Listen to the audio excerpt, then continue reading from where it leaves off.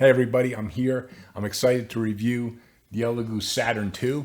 My original Elegoo Saturn, of which I think they sent me one to review for free in the beginning, and then I bought another one because I liked it so much. My Saturns have been great. Of all the big printers that I had, they may even have been like the best / most reliable so far, so I was pretty excited for the Elegoo Saturn 2. Full disclosure, they did send me this one to review for free. Doesn't affect my review at all. I could care less, to be honest. Nice, heavy, very solid plastic cover. A little flexible, feels good. The vat is everything that I could ask for because it has handles, it has legs, and it has the max fill line. I always say that's 3 very easy things to get right, and somehow every printer doesn't have them, so I'm glad this does. And the little legs have 4 holes to go into. The screen comes taped, comes with a plastic cover you have to take off. It looks like the vat also has a film that you have to remove. In the package was the power supply, instruction booklet, scraper, COVID masks that don't work, some filters, cutters, a USB, which I inspected and did not seem to be branded. It might be when I plug it into the computer, maybe I'll be able to tell. Machine weight, not that heavy because this housing is plastic. Of course, the top part is metal. This is all metal, metal arm, dual Z, very nice and thick. Let's put some pressure. I can't move it. Let's see if I can move it back. Okay, so this feels very solidly constructed, like off the bat, and I like it. This is not that part's definitely not going to flex. When I go to print, I will watch very carefully to see if there's any flex, but I'm not expecting it on this. Build plate is metal, pretty heavy. Surface texture. Now, quite honestly, in reviewing like 60 different printers, I don't think I've ever had a problem with plate adhesion, no matter what type of plate it was. But this texture does feels nice. Feels like some kind of like micro texture or something. Metal, the only plastic piece, this top knob, which attaches to this armature, is plastic. The rest of it is metal. Ball joint, which everyone knows if you watch my channel is only my second favorite system. I do prefer the 4 screws, but this ball joint, I mean, these are locked in by some huge screws. So I have a feeling I might like this one. Now, build plate slope could be a little more. It is sloped. There is a slight rectangular area in the middle here, which I'll outline with my finger. It's not that big, but resin will stay on there. There's no way for it to come off. You're gonna have to clean that off or tilt it or whatever, but that's not a big deal. It looks easy to clean, at least. It's not getting up into the works. So build plate looks good, very solid. Overall impressions of the machine, just from looking at it, is that it looks like they did everything right. Now, of course, we have to test it out, see how it actually prints, but I'm expecting from seeing that they kind of did all the little things that I like, I'm expecting it to be good. Touchscreen, I still would like to see a bigger touchscreen. Again, I'm not in the manufacturing of these, so maybe the cost of a bigger screen becomes prohibitive, but I still would like to see these have bigger screens. Got a very big power button right in the center there. Pick it up over there in case you can't see it. Move that. And it's got USB slot is right on the side, back side. So if you did spill resin, it'd be very tough to get it over there. Let's see. It's got, oh, the other thing I didn't mention, there's a filter in the included in the package, which is nice.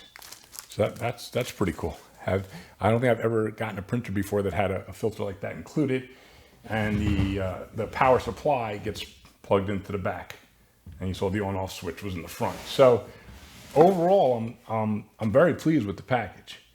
I mean, it looks like they did everything right. So let's hope that that's true when I go to print. So the next thing I'm going to show you guys now is the light source. Let's take a look at that.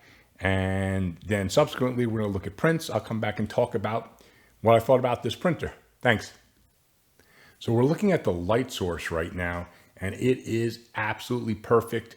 And I tell you, in person, it's immaculate. The light looks perfectly even everywhere. Whatever they did with the light source to make it even, they did a great job. It literally just looks even everywhere. So that's really good. So what I did was I went with my Test Dwarf Girl. And we'll look at the pictures now. Well, first of all, let me do the short version of the review for the people who don't want to listen to me talk. Buy it. It's excellent. I highly, highly recommend it. Performance was great. Now, to dive into it a little more, I did my Test Dwarf Girl that I always use. You look at the high-res photos now. She came out amazing. Resolution is extremely high, printed beautifully. Then what I did was I put 5 of her on different parts of the plate, and they all, this a testament to how good the light source was. After I took them off and cleaned them, I kept them separated by where they were on the plate, and then I compared one by one using my nerd glasses to inspect closely. And the good news is, and again, a testament to how even the light source was, I couldn't tell one from the other. They all came out exactly the same. Even the ones at the corners came out exactly the same as the one in the middle. So all 5 of them came out. Now, if I shuffle them up, I can't tell which is which. That's a really good thing. So that was a good test. And then what I did was I went a little bigger, and I did Pirate Girl. Here's her normal size, and then I just blew her up. I think it was 200% on this one. Then I did some goblins. They look weird being this big, but they came out immaculate also. So, and also there was no flex at all on the arm anywhere. I watched the Z very carefully, and the prints all came out perfect. So that bears out that the machine is very solidly constructed. Like I said, the light source was gorgeous. So I like everything about this printer right now. And the pre-sale they're doing, which I think might start as I'm releasing this video, I think it might actually be tomorrow. I wish I'd gotten the review done a little sooner for you guys, but some stuff came up. But anyway, the pre-sale price is $500 for build plate this size with this quality that you see in the pictures. I mean, it's absolute no-brainer. If you have I think it's 500. If you have the $500, absolutely buy this. I think the regular price might only be 600, or even if it's 700. To me, it's still, if you want a slightly larger build plate with incredible resolution, it's still a no-brainer. Even at that, I mean, I would think up to $800. This machine is 100% worth it. I mean, I am impressed. I mean, it is 28 micron resolution, so it should be good. But really, I mean, the results were spectacular. So I think if even if you're a fine detail painter, this machine is good enough for all your minis. And then, of course, it allows you to do much bigger stuff as well. So, I don't want to make the review too long because it's actually pretty simple. I'm really impressed with this Saturn II. And like I think I said at the beginning of when I made the first part of the video, my Saturns have been amazing for me already. So I'm a big fan of the Saturn. Now, this is just a much better version of it, so I'm instantly a fan, and then my results back up, what I was hoping it would be. It's not self-fulfilling because I actually did inspect everything. It came out perfect. What can I say? The printer, and all the bells and whistles, solidly constructed, great prints, not much more to say. I would give this, one of my highest recommendation, whatever you want to call it. Like, no qualms at all about recommending this one. I'm telling you, if you have the money and you want a printer this size, go out and get this. You will not be sorry.